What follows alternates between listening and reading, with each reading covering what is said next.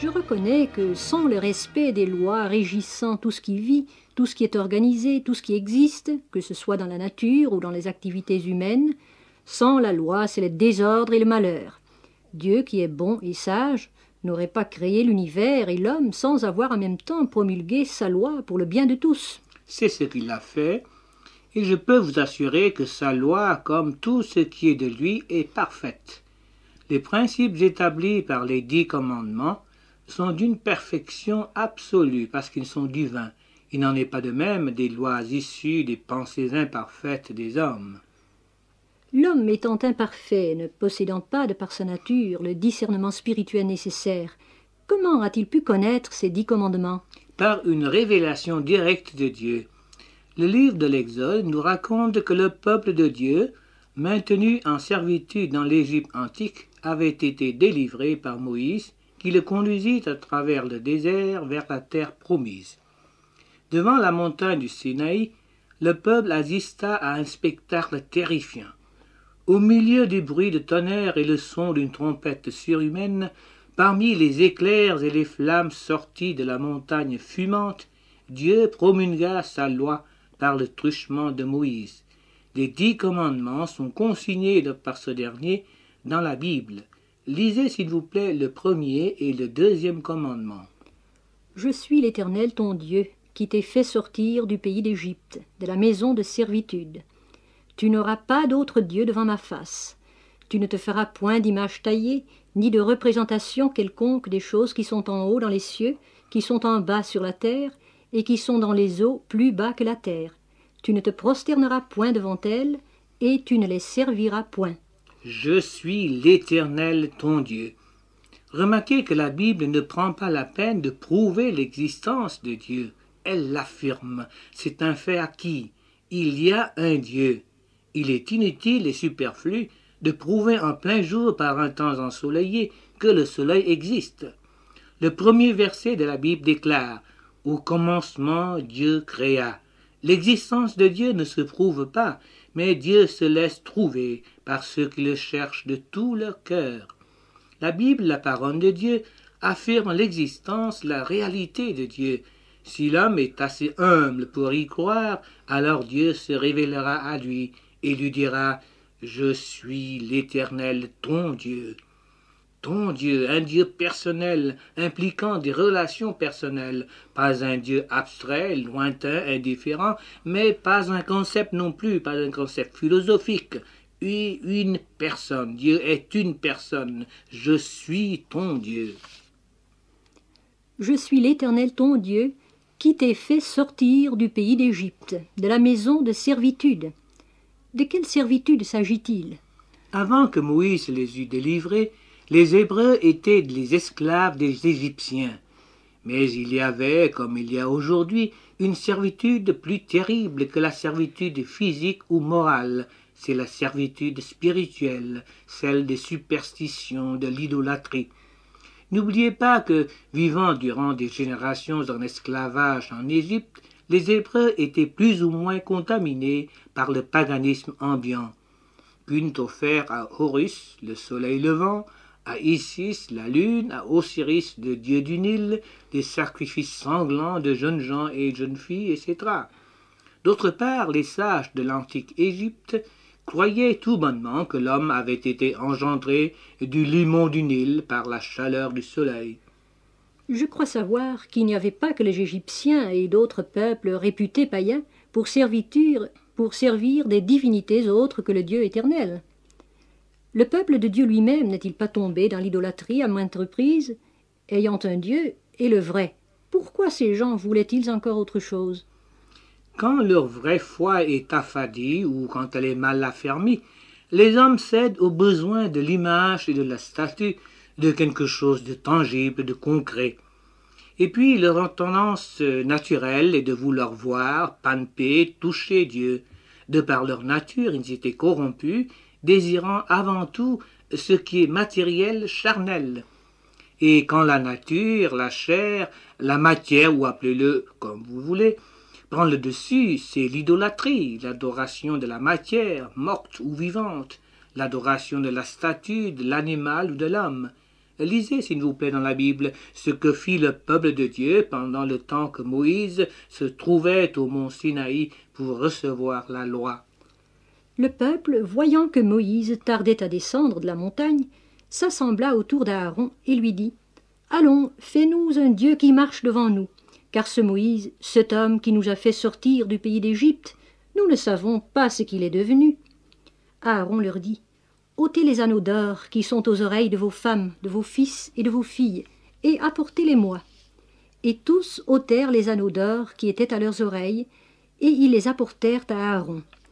Il les reçut de leurs mains, jeta l'or dans un moule, et fit un veau en fonte. Et ils dirent « Israël, voici ton Dieu qui t'a fait sortir du pays d'Égypte. » Remarquez surtout cette parole. « Fais-nous un Dieu qui marche devant nous. » Car ce Moïse, cet homme qui nous a fait sortir du pays d'Égypte, nous ne savons pas ce qu'il est devenu. Il y a ici deux éléments d'idolâtrie. D'abord, le peuple considérait Moïse comme celui qui l'avait fait sortir d'Égypte. Or, Moïse était son chef, mais un simple homme, et son absence même prolongée, ne privait pas ce peuple de son Dieu. C'était Dieu qui avait libéré le peuple de l'esclavage en Égypte, et non pas Moïse. Puis après, l'adoration de l'homme, c'est l'adoration de la matière morte, d'une statue, du veau d'or, qui devait marcher devant eux. Vous voyez combien le peuple de Dieu avait besoin de la loi de Dieu, combien il avait besoin d'être rappelé à l'ordre.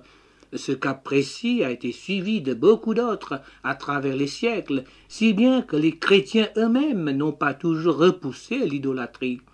Quand Dieu ne leur paraissait que trop lointain, trop invisible, trop impalpable, ils n'ont pas toujours résisté à la tentation d'enfreindre ce premier commandement: tu n'auras pas d'autre Dieu devant ma face, tu ne te feras point d'image taillée. Mais je voudrais faire remarquer aussi, et tout de suite, que les hommes qui se veulent sans Dieu n'ont pas toujours, eux non plus, échappé à l'idolâtrie. Voulez-vous dire que ceux qui ont secoué le joug de toute religion puissent être idolâtres? Oui, et cette forme d'idolâtrie est la pire de toutes, parce qu'elle s'ignore. En effet, je voudrais distinguer ici deux catégories de personnes, celles qui se veulent sans Dieu par opportunisme et celles qui nient son existence par idéalisme. Et j'insiste, ces deux catégories de gens, sans le savoir, sont idolâtres. Leur culte, c'est le culte de leur propre personne, autrement dit le culte de l'homme tout court. Je voudrais que vous vous expliquiez là-dessus. Dites aussi comment la Bible envisage cette forme d'idolâtrie. La première catégorie de ceux que je voudrais appeler les matérialistes sont ceux qui écartent délibérément Dieu parce qu'il est généré. Mener une vie sans Dieu, c'est la voie de la moindre résistance, parce que l'on se croit entièrement libre de s'adonner à tous les plaisirs de la vie, de manger, de boire, de se livrer à la débauche. La Bible dit: leur fin sera la perdition, ils ont pour Dieu leur ventre, ils mettent leur gloire dans ce qui fait leur honte, ils ne pensent qu'aux choses de la terre. La deuxième catégorie, celle du matérialisme par idéalisme, comprend des gens qui, en apparence, sont mus par des motifs nobles. Ce sont ceux qui se veulent majeurs, maîtres de leur destin, capables de marcher de progrès en progrès par leur propre force, rejetant toute religion comme indigne de leur état d'adulte. Ah, ces gens-là seraient très indignés de s'entendre dire qu'ils sont en réalité idolâtres, puisqu'ils s'imaginent et qu'ils n'adorent rien ou personne. Ils adorent pourtant quelqu'un, et ce quelqu'un, c'est leur moi, ou l'homme avec majuscule. À l'origine de ce culte de l'homme, il y a le grand adversaire de Dieu que nous voyons apparaître dans le jardin d'Éden comme le serpent. Le serpent séduit les humains avec ses paroles « Vous serez comme des dieux ». Dans le jardin d'Éden, d'accord, Satan a fait appel à l'orgueil de l'homme pour que celui-ci aille son propre chemin, pour qu'il se veuille l'égal de Dieu. Mais actuellement, comment pourrait-on dire qu'ils vouent un culte à l'homme, ceux qui sacrifient humblement tout à leur idéal de justice et de fraternité humaine? Et pour faire triompher leur idéal de justice et de fraternité humaine, ils massacrent ceux qui ne pensent pas comme eux. Non, soyons sérieux. Et quand même cet idéal de justice et de fraternité serait justifié, d'où vient-il? N'est-il pas souvent inspiré, nourri, conditionné par un homme? Si vous faites tout pour glorifier cet homme, pour le singer dans son moindre geste, ou vous conformez à ses moindres pensées, s'il vous mène où et quand il veut, et que vous le suiviez servilement, eh bien cet homme ne sera-t-il pas votre Dieu, même si vous ne l'appeliez pas ainsi? Si vous êtes tant imbu des théories d'un homme que vous admirez au point de sacrifier votre vie à l'idéal qu'il vous propose, cet homme est votre Dieu. Que serait-ce le culte de la personnalité si ce n'était pas l'adoration servile de l'homme? En somme, personne n'est vraiment sans Dieu.